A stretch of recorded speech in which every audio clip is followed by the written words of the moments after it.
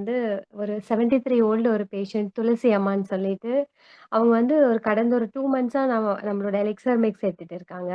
First குடுக்கும்போதெல்லாம் கொஞ்சம் அஃபென்சிவா இருந்தாங்க. எனக்கு ரொம்ப பெயின் ஆகுது. இது சரியில்ல இந்த மருந்து.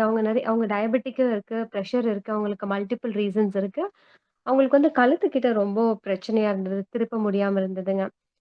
கொஞ்சம் பேசி பொறுமையா புரிய வச்சுட்டு, அப்புறமே பார்த்தீங்கன்னா, ஒரு 1 மாசம் கடந்ததுக்கப்புறம் அந்த அம்மாக்கு நல்லா தூங்க ஆரம்பிச்சுட்டாங்க.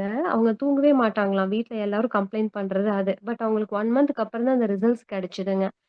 அப்புறம் அவங்க 1:1 ஒரு 5 குடுக்கும்போதே அவங்களுக்கு நல்ல ரிசல்ட்ஸ் வந்துருச்சு. ஃபர்ஸ்ட் நான் ரொம்ப அவங்களுக்கு கோர்ஸ் கம்மியா குடுத்துருந்தேன். அதுக்கப்புறமே வந்து ஜாஸ்தி பண்ணி குடுத்தம்போது அவங்களுக்கு நல்ல ரிசல்ட்ஸ் கிடைச்சதுங்க.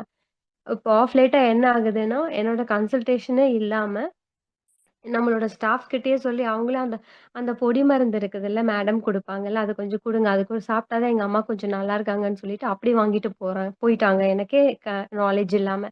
அப்புறம் நான் ஃபோன் போட்டு பர்சனலா அவங்க கிட்ட பேசும்போது, அவங்க மருமகள் தான் பேசுவாங்க.